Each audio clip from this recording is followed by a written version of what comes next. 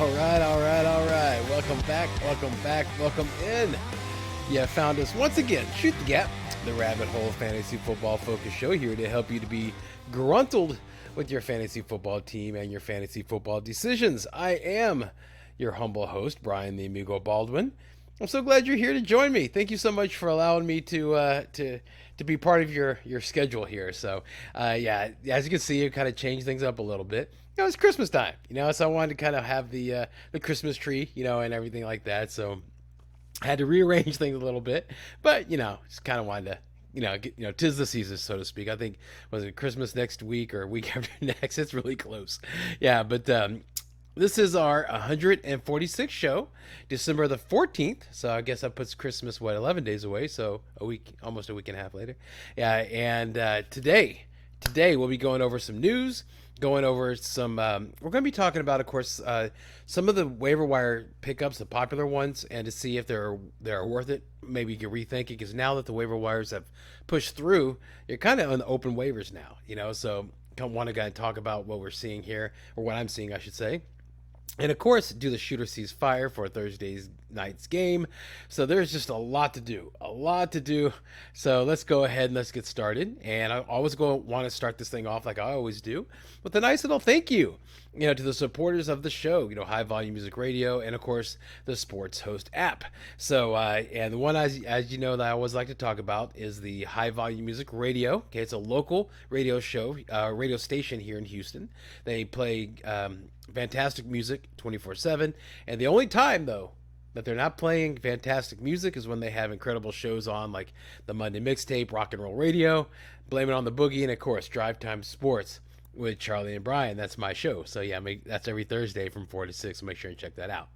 All right, so I always like to go ahead and start off with talking about the on this episode. I always like to go ahead and talk about the Monday Night Football game, but they're really, there's only really a couple of things to talk about, a couple of takeaways, and they're all injuries. So what I decided to do, and hopefully you think that you agree with me, that I think it might be a good time just to go ahead and jump straight into the Merry Early Christmas. Let's just jump right into it, because it's that time with what happened on Monday night. So let's go and talk about it. So, Merry Early Christmas, Colt McCoy managers. Yep. As you know, Arizona quarterback Kyler Murray injured his knee on a run, which was a non-contact play. Then yesterday, Tuesday, Murray was diagnosed with a season-ending torn ACL after suffering a left knee injury during Monday's 27-13 loss to New England.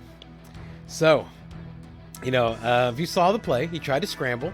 Okay, it was the third play of the game, and just fell right to the turf. It was terrible. He was carted out. Had the towel over his head. It was just, you knew it was bad. You knew it was bad, right? But Colt McCoy, who played admirably until a game-sealing interception late in the fourth quarter, but Murray will now, he's the one who took over. Colt McCoy did, right? He did well, I think. And so Murray will now turn his focus to rehabbing ahead of 2023 campaign. Now, he is poised to start McCoy's now poised to start Arizona's final 4 games of the season. So, the injury's a long recovery. Okay, the injury, let's just be honest with you, okay? The injury's a long recovery. It's quite possible that he won't be ready and for the 2023 campaign. Like, it might go into it. So, and then there's questions like, is he going to run after that because of what happened to him? It's a bad situation now in Cardinal land. But Murray does now. He does finish his 4th NFL campaign with 2,368 passing yards, 14 touchdowns, and 7 interceptions. He also ran 67 times for 418 yards and 3 additional touchdowns. So he had a pretty good season, right? But we'll see how it goes. Hopefully, thoughts and prayers. Hopefully things work out well for him. But let's talk about McCoy, because this is what we're talking about, the gift, right? McCoy ended up completing 27 of his 40 attempts for 246 yards. Didn't have a TD, but he did have an interception. But he will now be the starter for the rest of the year. Now, the fact that they lost 27-13, they are 4-9, and now third in the NFC West.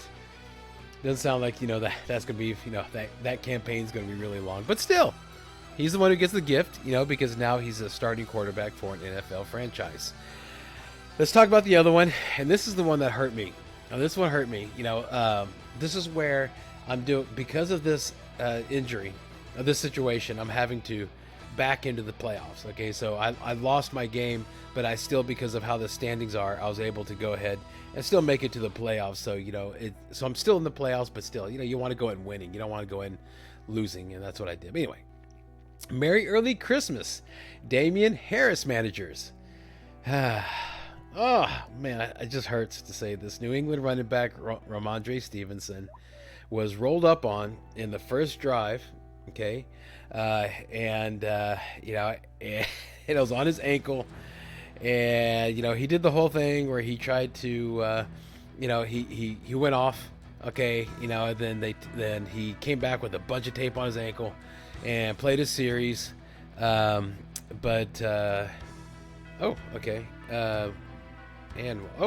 all right. Yeah, I'll talk about that here in a second. Let me make sure I write a note. Well, let me just tell you right now, is that we're in the middle of talking about Ramondre Stevenson, but just now, I got the notice that Las Vegas is designating Hunter Renfrow and Damian Waller back from IR. So if they come back on week 15, we're not sure, but they're on their way back. So that's good news for Waller. Not so good news for Renfrow, because Renfrow wasn't really doing much anyway. He probably should just stay there. Just get better, buddy. Just get better. Yeah, just sit there. No, what that does is that opens up the window. It does not necessarily mean that they're coming back. Yeah, they're still on IR. They're just designated to return. They have that 21-day window, so just keep an eye on that. Back to Ramondre. Okay, so he got all taped up, came back. Okay, played a series, and then and then he was ruled out of the game. Right. So there's right now, as of the recording of this is on Wednesday. So Wednesday afternoon.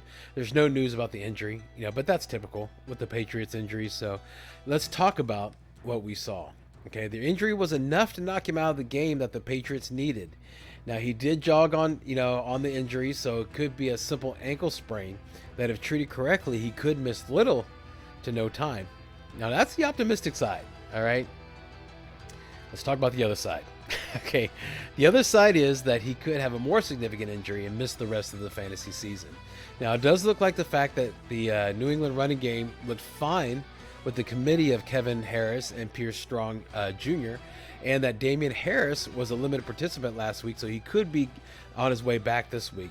So they might not want to rush Stevenson back and just shelve him for weeks so that he could be ready for the actual NFL playoffs. All right. So Damian Harris. I'm sorry. Just keep on getting keep on getting updates. Yeah, they're talking about, okay, but nothing that we're going to talk about. It's nothing new. Damian Harris, though, he does get the gift for this, because when he comes back, he'll be the unquestioned lead back. And if Ramondre and Damian Harris are out, then the carries will likely be split in a way where either Kevin Harris or Pierce Strong won't be able to have a high ceiling. So it'll go committee there.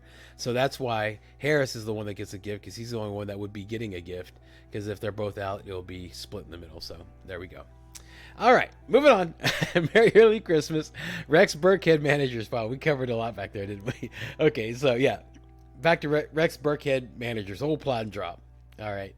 Damian Pierce suffered a left ankle sprain during Sunday's 27-23 loss to Dallas.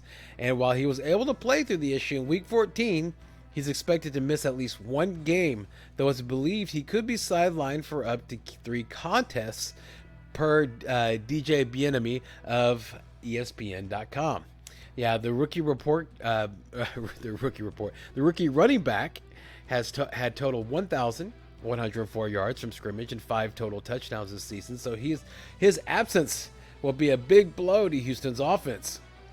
So if you're looking for a running back that's going to plod and drop when they get the ball, it's Rex Burkhead season, baby. Yeah, so he gets a gift, but come on, man. You saw what happened. He couldn't even get into the end zone. That's the reason why Houston lost, is because they couldn't. They were on the goal line and they did not have an ability to get into the end zone. That's one of the reasons why, like, there's a big thing about Jeff Driscoll, because he's a quarterback that is also qualified for a tight end. Well, he tried to run it and he couldn't get in. So it's just bad. It's just, there's nothing good on the Houston Texans offense fantasy wise now. So I wouldn't even look that way, one way or the other. Yeah, I know Chris Moore. I know, and he's awesome. But if you need him, or he looked good last week, I don't know if you want to trust him in the playoffs, though. He just popped. Just keep an eye on that, I guess.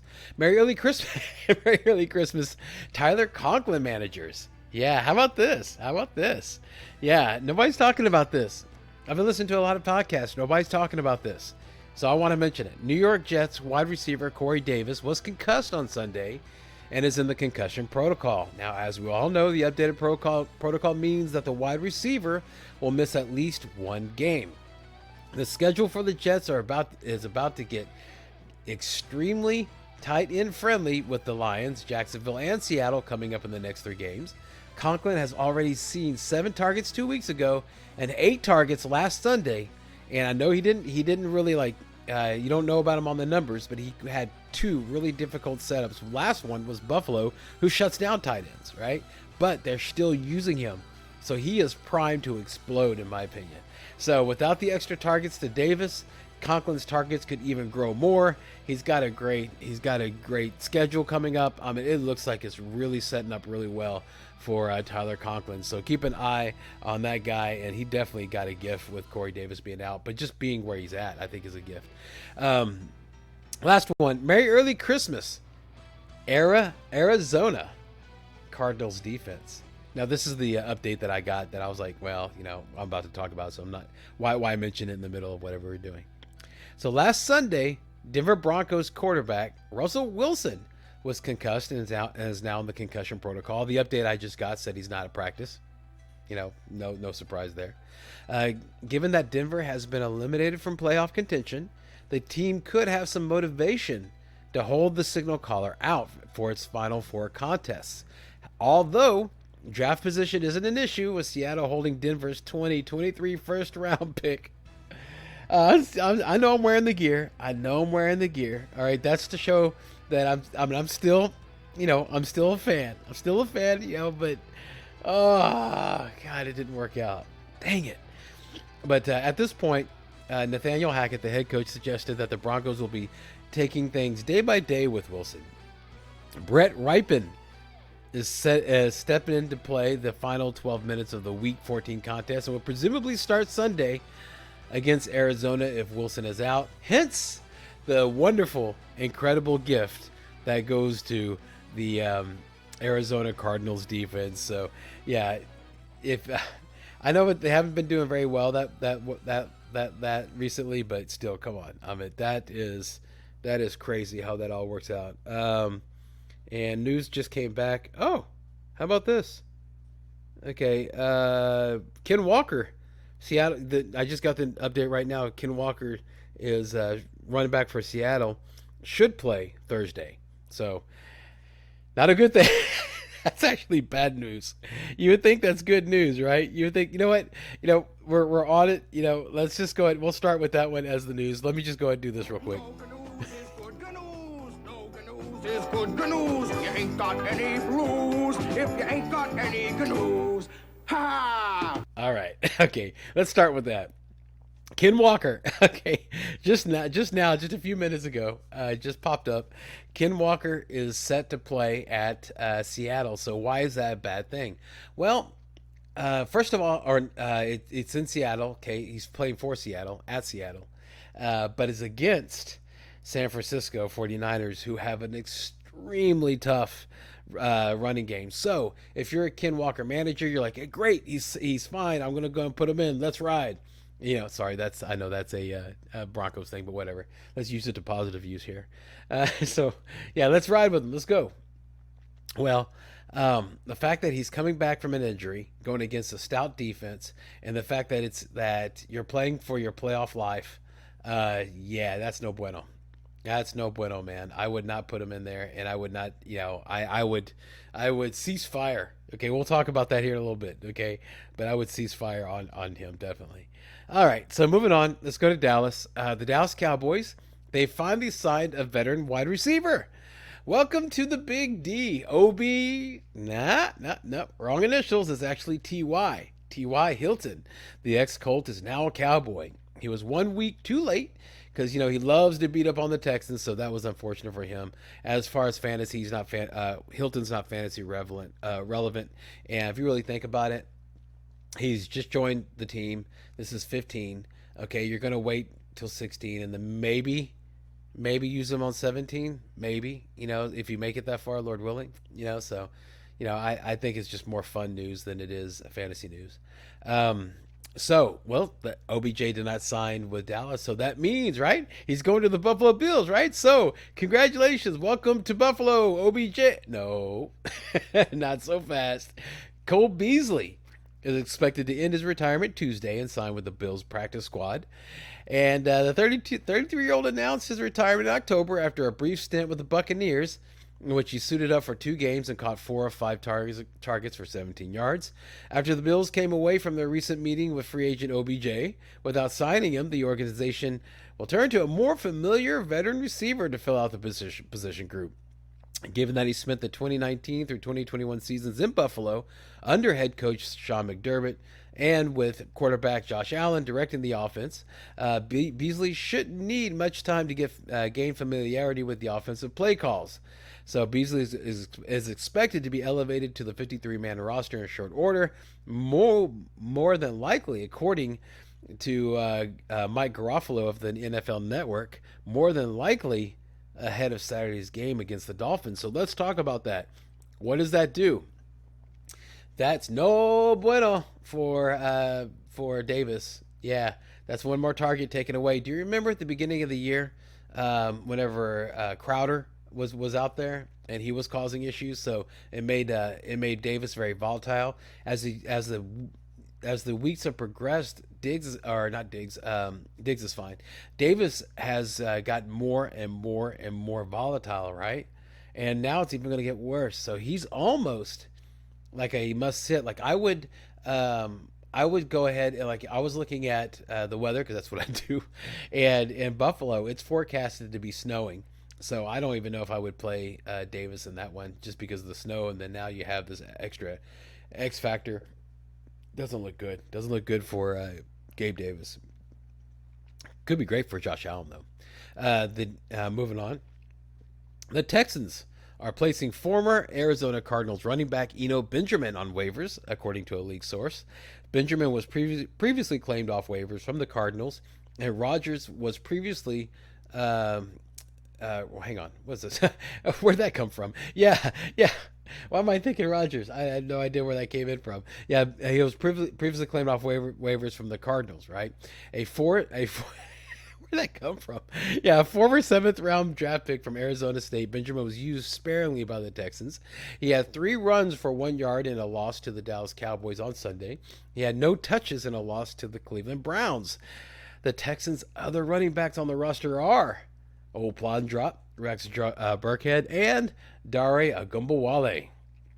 When the Cardinals waived him earlier in the year, both the Seattle Seahawks and the Kansas City Chiefs put a claim on him. So let's see if they are still as enamored with him as they were when he left Arizona. But I will also mention that the Chiefs did sign Melvin Gordon to their practice squad. So keep that in mind. So they're probably out of it. So he might go to Seattle, and that might water things up with Walker. So we'll see what happens there. Keep an eye on that.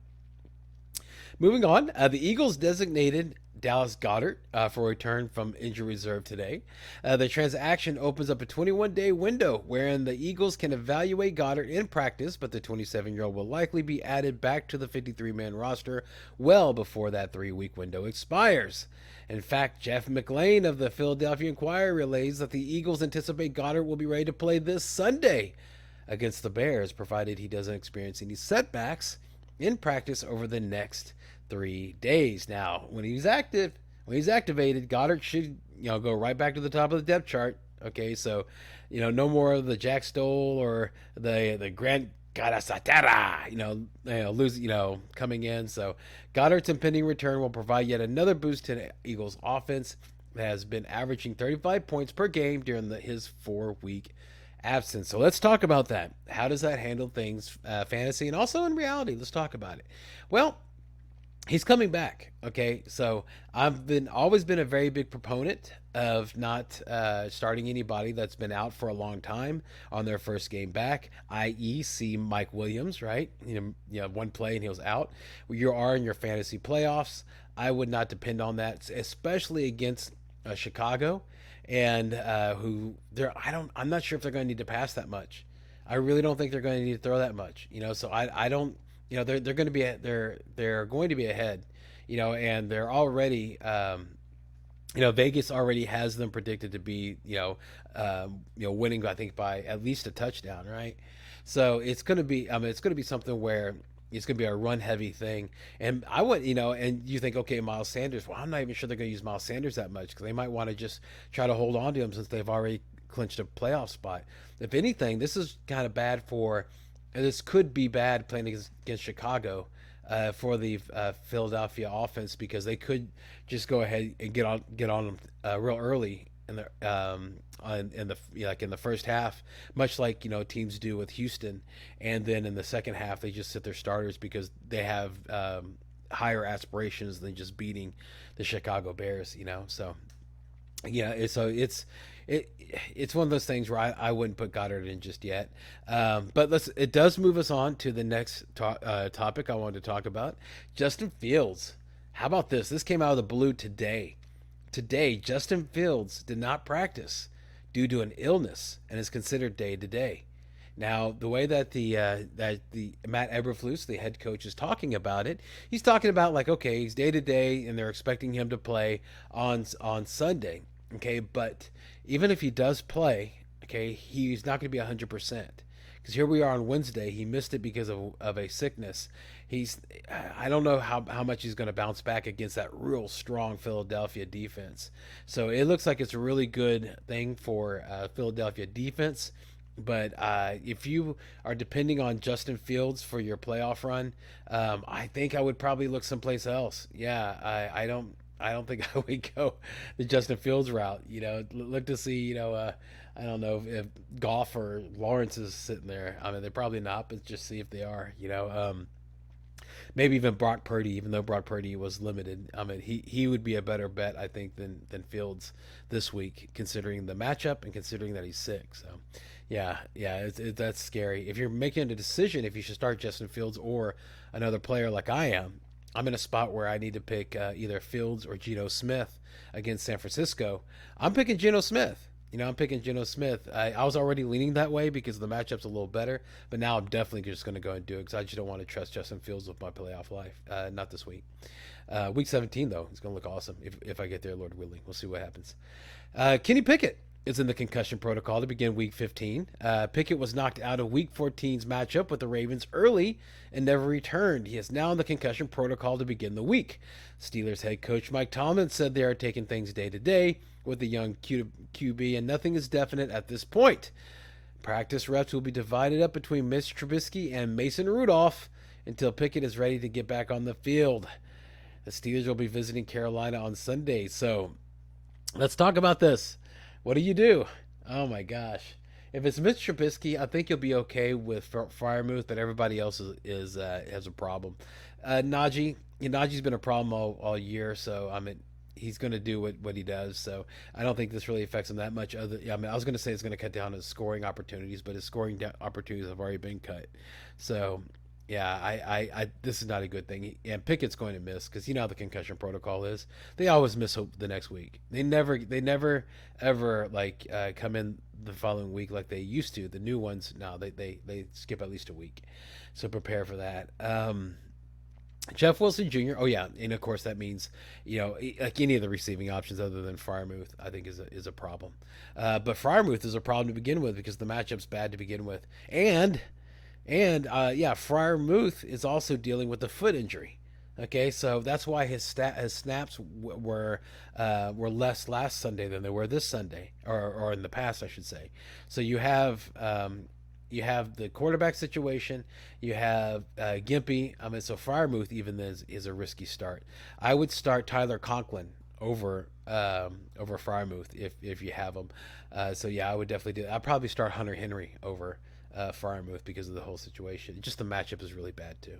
And if you look back at his history, whenever there's a bad matchup, FREIERMUTH doesn't do as well. Jeff Wilson Jr. was listed as a non-participant on Tuesday as he continues to work through a hip injury. Yeah, the Dolphins did not technically have a practice on Tuesday following their Week 14 Monday Night Football showing, but Wilson was estimated as a DNP on the injury report. Okay, Miami has another quick turnaround for a Sunday affair with Buffalo. Wilson will have just 2 more days to get some practice rep in. Okay, so just keep an eye on that. Now, this would normally be exciting news for either Tyreek Hill or Raheem Mostert, right? But you're talking about Buffalo's defense, who has stepped up in the past couple of weeks. Plus, like I was saying, it's forecasted to be 22 degrees, 50% chance of snow, with 1 to 3 inches of snow expected. Now, snow affects the passing game negatively. Plus, I'm always a little nervous about warm weather teams playing in the snow. Now, right now, it doesn't look like a good game for Miami's offensive weapons. Also, regarding Tyreek Hill, he's dealing with that ankle injury and was listed as a limited participant. As anybody knows, okay, if you're a little older, if you've lived this life a little long, well, even you don't have to be older. If you've lived long enough to where you've experienced like some injuries like twisted ankles, broken bones or anything like that, you know what cold weather and what it does to those injuries. Plus, what plane rides do to those injuries, right? So, yeah, I would temper expectations on Tyreek Hill. Yeah, I don't think we're going to see, his normal performance, especially with this being a divisional game. They're in Buffalo. They both need to win. Buffalo's is pumping, and then you have them banged up, and then Tua hasn't been very accurate lately. Yeah, so it doesn't look good. All right, so let's move on. Let's move on to the last bit of news. San Francisco head coach Kyle Shanahan said Tuesday that he expects Deebo Samuel to return to game action in three-ish weeks. Three-ish. It's so it's like beer, So, based on Shanahan's comments, the 49ers already seem to be ruling Samuel out for Thursday's game in Seattle, as well as the team's December 24 home game against the Commanders. But a Week 16 return at Las Vegas could be in the forecast for the talented wideout if he makes a quick recovery from the MCL sprain. So, yeah, to his left knee and the left ankle sprain he sustained on Sunday's 35-7 win over the Buccaneers. So that's somewhat good news. So you're talking about the championship game, the hang on, the way it works out. So that's 15, the 21st. Yeah, the championship game, you might have them. So we'll see what happens there. Okay. All right. So let's go ahead and let's move on to the the shoot or ceasefire. How about we do that for Thursday night football? Okay, let's go ahead and do that. Let's just get some. I did this last time and it made me laugh when I was listening back. So I think I'll do this because I like to laugh. So there we go. Okay, so 75. The San Francisco 49ers travel to Seattle Seahawks. All right, so the temperature will be 28 degrees, 7% chance of snow, 4-mile-an-hour winds. So just cold, but not really bad weather.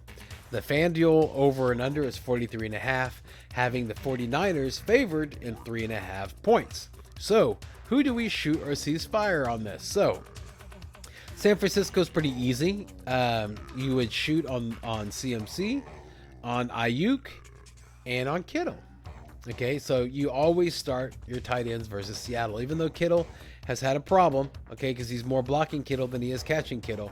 But, again, Seattle versus tight ends, they stink, so you'd always put Kittle in there. Now, the defense, though, that's a little bit more of a sticky wicket, all right? And I'll explain to you why. Okay, of course you would think, okay, they're a strong defense, they're going to go ahead and put them in. But let's go ahead and let's break this down. And I'll break it down from going first to the shoot on Seattle side, right? So who do you shoot on Seattle side? Like I said, Geno Smith, Tyler Lockett, DK Metcalf in the list. All right, this is a divisional match, and the Seahawks need to win to keep their playoff hopes alive. They are 7-6 and are in the lead for the wild card, with the Detroit Lions right behind them with a record of 6-7, and the Packers, Panthers, and Falcons all tied at 5-8. So you can see if they one slip, and those guys can catch them, and they have problems, right? And they're out of it. San Francisco is in the lead for the NFC West with a record of 9-4. So this is a huge game. There's going to be a lot of emotion, a lot of push. You remember on that Week 1 game against Denver. Now it did turn out, well, no, Denver's defense is pretty good. Turned out that at the time, at least they were pretty good before they made that trade of Roby, whatever. But I do expect to see the 12th man in full effect, and I'm seeing the Seahawks willing the team to win. Yeah, 3.5 is not that far of a line, so I think it's going to be like that. Of course, you're going to see fire on the defense for Seattle. Come on, man, what are you doing? Yeah, I wouldn't do that against the 49ers. Okay, all right. So there we go. I think you see how easy that is. You see how easy it is to do the shoot or cease fire for that game. I mean, it really wasn't that hard. Okay, it really wasn't that hard. So let's go ahead and let's talk about let's move on to the check on like as far as the top waiver wire picks. And this is something like I like to basically say, what's going on? What exactly is going on with these players? And so let's go ahead and talk about it. All right, so let's talk about with Jerick McKinnon. Jerick McKinnon, right? That's a real big pickup. All right, he's been the Chiefs' third down back all season. We've seen him at times, get more snaps on early downs. Okay, Ronald Jones, the Chiefs' back, the Chiefs' third back. He didn't play any snaps on offense.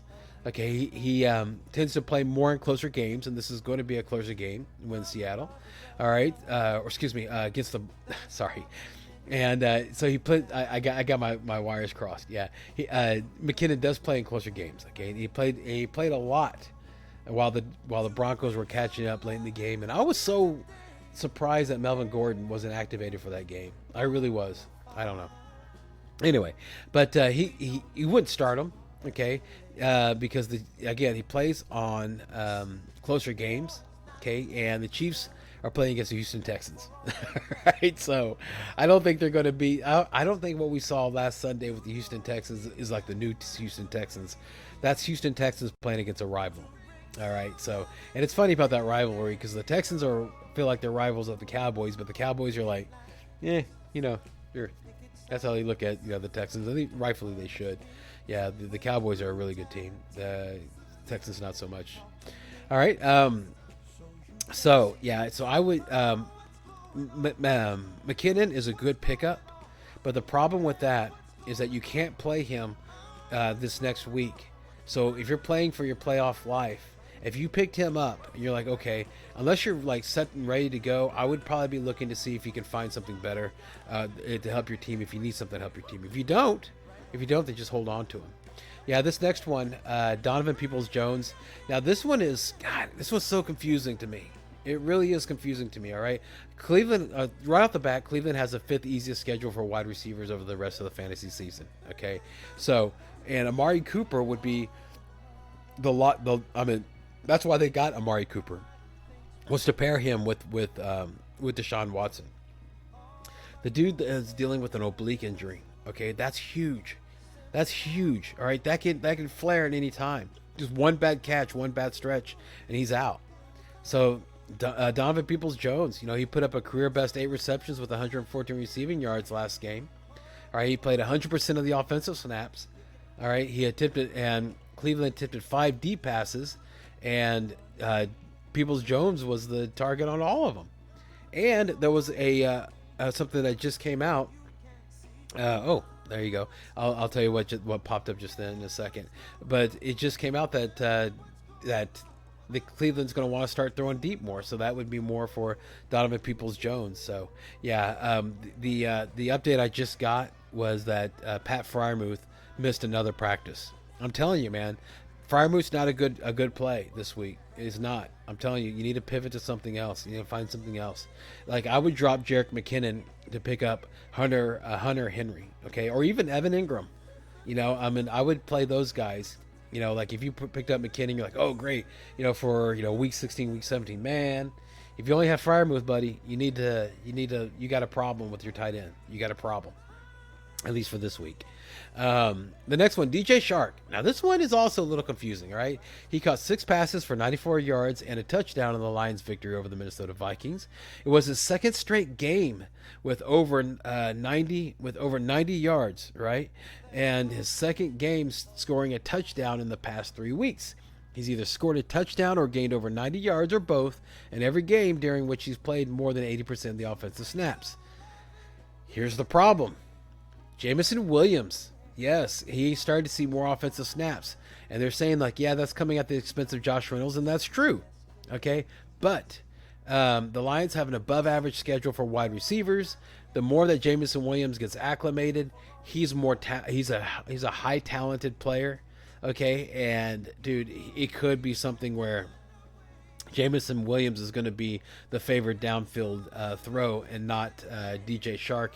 So you have Amon-Ra St. Brown to worry about. You have Jameson Williams to worry about. So you can see what I'm talking about with Shark. And the fact that Shark played against Minnesota, who's the second easiest matchup for wide receivers, that kind of shades numbers a little bit. So keep that in mind, all right? If you pick him up, I'm not sure if you really want to play him in this next game. You can. Okay, but just I wouldn't be expecting to see what you saw with Minnesota, but there's a chance he could hit that, so that sounds like a good flex option, doesn't it? So yeah, there we go. Use him as a flex at best. Mike White is another big pickup. White threw for 268 yards in week 14 despite having that rib injury. Okay, and he also came out and said that he expects to play on week 15. So he looks like he's going to play. All right, he's done relatively well this season, has done so in enough games for fantasy managers to feel confident putting him in starting your lineups. Now, he ranked second in passing yards over the past 3 weeks with 952. He returned to the game twice, but went to the hospital after the contest. Now, they said it's just a precautionary thing, right? Just no big deal. But how many people do you know is like, hey, great game, guys, fantastic, you guys are gonna go out, get something to eat, great. I'm going to the hospital. Why? No big deal. I'm just gonna go to the hospital. Man, the only time I've gone to the hospital was whenever I was this close, to passing away. That's not something you go to for fun. You should do anyway. And I don't think Mike White would do that for fun. But he seems to be okay, it looks like. All right, but he should be on a roster. Yeah, Mike White should. The Jets have the most favorable schedule for quarterbacks during the fantasy playoffs. They play the Detroit Lions, Jacksonville Jaguars, and the Seattle Seahawks over the next 3 weeks. They rank 1st, 8th, and 13th respectively in fantasy points allowed to quarterbacks this season. Now, the last one is the one that I'm the most excited about. Of all these ones I listed, it's almost like Christmas presents. I started giving you ones, getting the better ones as we get closer and closer to the end. Here we go. Here it is. Tyler Conklin. I'm telling you, man. Tyler Conklin is a guy that I think could I hate using that word. Okay, I don't want to use the word league winner. Okay, I just think that he's gonna do better than you hope and what you can normally get in that tight end position. That's why it's so exciting, because it's a tight end position, right? His playing time has remained relatively stable over the past 2 months. He's one of 8 tight ends this season with 425 plus receiving yards and 3 or more touchdowns. He's been a high risk, high reward tight end, and he's one of only a few at the position with multiple games of 75 plus receiving yards this season. All right, but again, his schedule is about to explode. He has the easiest schedule for tight ends during the fantasy playoffs. The easiest. And as you know, in the fantasy playoffs, the one thing that is king in fantasy football, in fantasy playoffs, there's 2 things that are king in fantasy, 3. We'll say health. Okay, health is number 1, first and foremost. Second is usage. Are they using them? Okay. Is the person that being you're wanting to play being used? And number 3, schedule. So you have a healthy Tyler Conklin. He's got, I told you, like in the past 2 weeks, He's gotten 15 targets. All right, so they're using him. He's had bad matchups. And number 3, easiest schedule for tight ends. 1, 2, 3. Yeah, it all adds up. All right, that guy should be in your lineup for the rest of the fantasy football playoffs if you have him. If he's on your waiver wire or if he's in the pool, grab him. Drop Jerick McKinnon, okay, and grab Tyler Conklin. All right, so yeah, 2 of the 3 opponents that are left on his schedule are among the top 4 teams in allowing fantasy points to tight ends. The other opponent is in the top half of the league. Yeah, and I believe I believe the way it works, I think it's going to go Detroit, then Jacksonville, and if you're blessed enough to make it to the championship, Seattle. Yeah, so you see what I'm talking about? Okay. All right. So let's go ahead and let me see. Yeah, okay, I got a little bit of time. So let's go ahead and talk about the players that you need to, what's going on. What's going on with these guys. All right, so that's what's going on the positive side on those guys. What's going on with these dudes? Kareem Hunt. Come on, man. Kareem Hunt was supposed to be awesome with Deshaun Watson back, right? That's the whole reason why you held on to him the whole time. That's the reason why he's on your roster, is because Deshaun Watson's come back. He's going to throw to him. It's going to be awesome. Nah, man. Nah, he was held to 6 yards rushing and 6 yards receiving this past week. That's 12 yards, baby. He hasn't seen more than 60 rushing yards or more than 30 receiving yards in the game all season. He's averaged 6.1 carries per game since mid-October after averaging 11.4 per game in the first 5 games of the season. Why didn't they trade him? This is dumb. Yeah, Hunt hasn't caught more than 2 passes in a game since October. His playing time has slowly but surely declined throughout the year.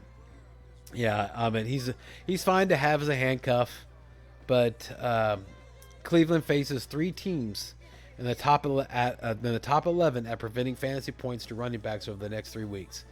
Okay, so there are other handcuffs that you'd probably want more than him. Jordan Mason, yeah, is one of them. Okay, yeah. So Kenyon Drake is the next one. All right, J.K. Dobbins played his first game since mid-October and went right back to the team's starting lineup. The Ravens used a ridiculous 4-man rotation at running back, but Dobbins played half the snaps on early downs as well as half the snaps in short yardage situations. Gus Edwards didn't start the game, but he still played significant snaps on early downs, getting double-digit carries and averaging over 5 yards per carry, which is something he's done throughout his career. Edwards can be picked up in fantasy leagues despite not starting because the Ravens have the easiest schedule for running backs throughout the fantasy playoffs. Ideally, the Ravens view Dobbins and Edwards as healthy enough to make this a 2-man backfield, but both Drake and Justice Hill, were reduced to playing time in a 4-man rotation on third downs. If anything, their snaps could further decrease rather than increase. James Robinson.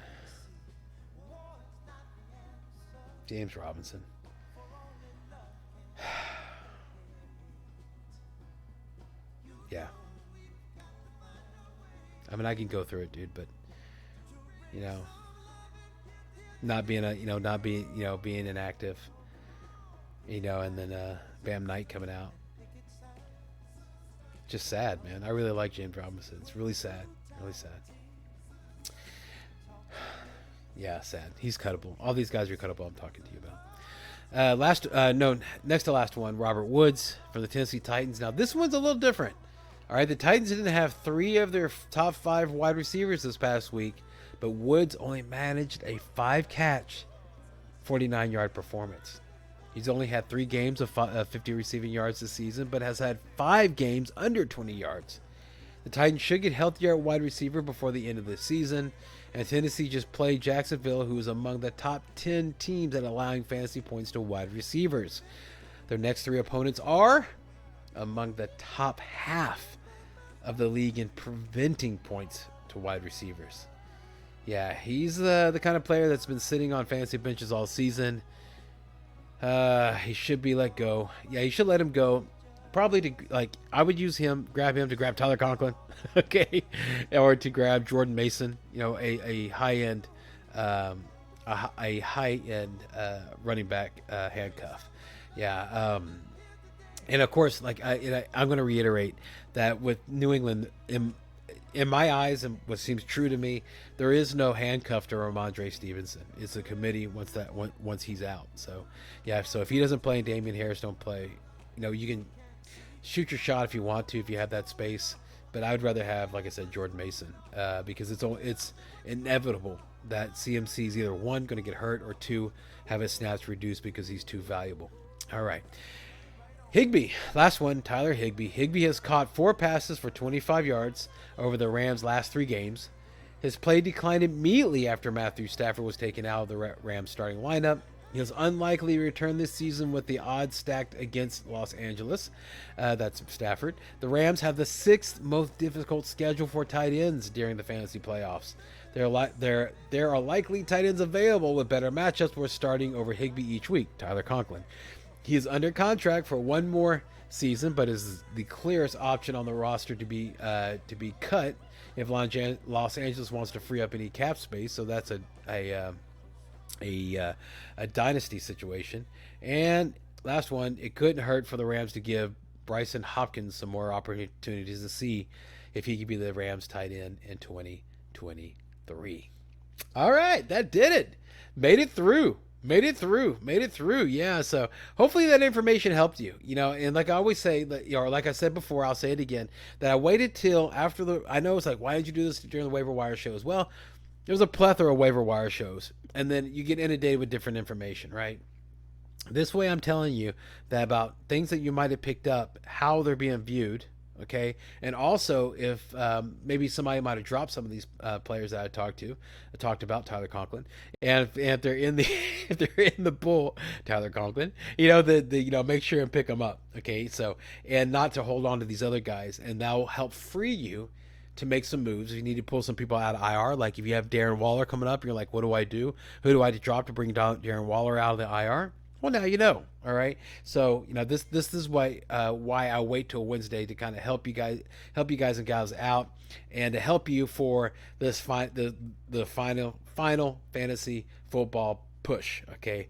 So that does it for the show. On behalf of me, your humble host, Brian the Amigo Baldwin, I want to thank you so much for watching. If you enjoyed the content, if you enjoyed the show, okay, make sure to please like, subscribe, click that bell, because we do bi-weekly shows. We do through the season, bi-weekly shows through the season. We do sniper episodes when information pops up, fantasy stuff pops out of nowhere. We give you sniper episodes, and also we do shorts to kind of talk to you about things. So there's a lot of information that we give you that just pops out of nowhere. So make sure and hit that bell, okay, so that helps you out. And of course, help us grow the show. Go ahead, tell somebody about it. If it's helping you out, don't keep us a secret. Okay, don't make us that little chestnut that you go to. Help out a brother. Love your neighbor. Okay, help them out. Tell them about the show. All right, time for my parting shot. All right, my parting shot is nice and easy. Okay, it's something that just you're starting to feel now. Okay, you're starting to feel it now. So let me just go ahead and tell you, we're now in the crucible. All right, the playoffs are here. You're now week to week. So as nice as it is to plan for week 16 or week 17, all you have is week 15. That's what I was telling you about with the Jerick McKinnon thing, right? So it's win or go home now. So look at your opponent's lineup, and if you see a weakness and have a spot on your roster, play some defense.